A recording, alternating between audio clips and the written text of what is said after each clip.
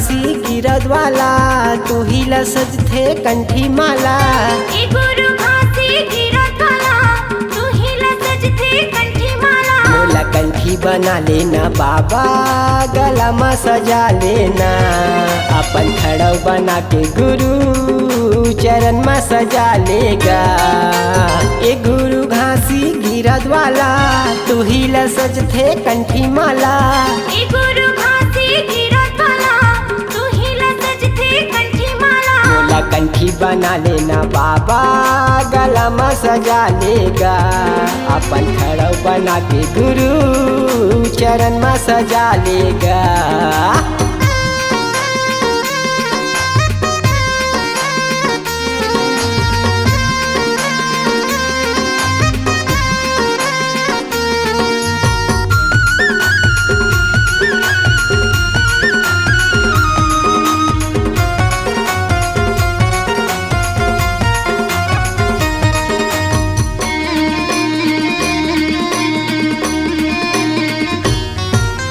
तप करे बाबा तप करेगा बीच जंगल में जप करेगा।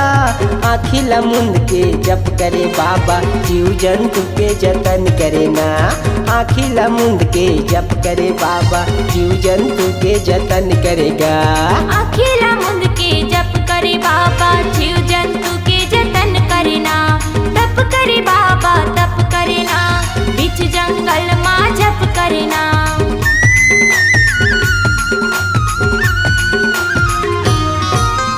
तप करे बाबा तप करेगा बीच जंगल में जप करेगा।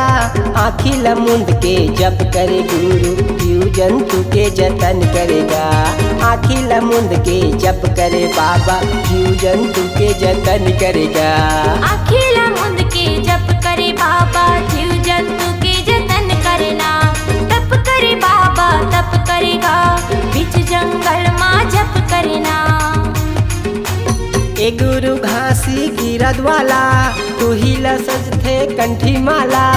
ए गुरु घासी गिरद वाला तू ही ला सजथे कंठी माला। मोला कंठी बना लेना बाबा गला में सजा लेना अपन खड़ाऊ बना के गुरु चरण में सजा लेगा।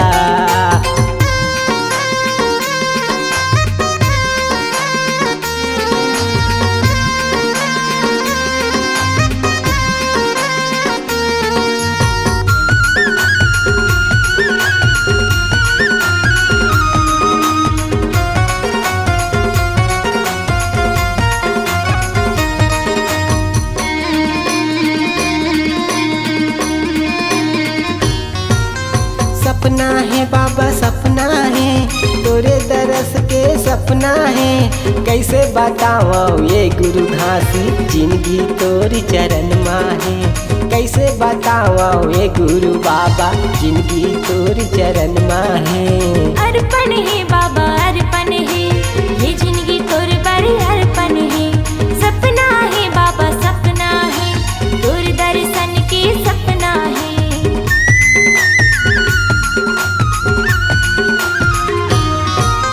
सपना है बाबा सपना है तोरे दरस के सपना है। कैसे बताओ ये गुरु बाबा जिंदगी तोरे चरण में है। कैसे बताओ ये गुरु घासी जिंदगी तोरे चरण में है। अर्पण है बाबा अर्पण है ये जिंदगी तोर बड़ी अर्पण है। सपना है बाबा सपना है तोर दर्शन के सपना है। ए गुरु घासी गिरद वाला तू ही ला सजथे कंठी माला। ए गुरु घासी गिरद वाला तू ही ला सजथे कंठी माला। मोला कंठी बना लेना बाबा गला में सजा लेना अपन खड़ाऊ बना के गुरु चरण में सजा लेगा। ए गुरु घासी गिरद वाला तू ही ला सजथे कंठी माला। ए गुरु घासी गिरद वाला तू ही ला सजथे कंठी माला। मोला कंठी बना लेना बाबा गला में सजा लेना अपन खड़ाऊ बना के गुरु चरण में सजा लेगा।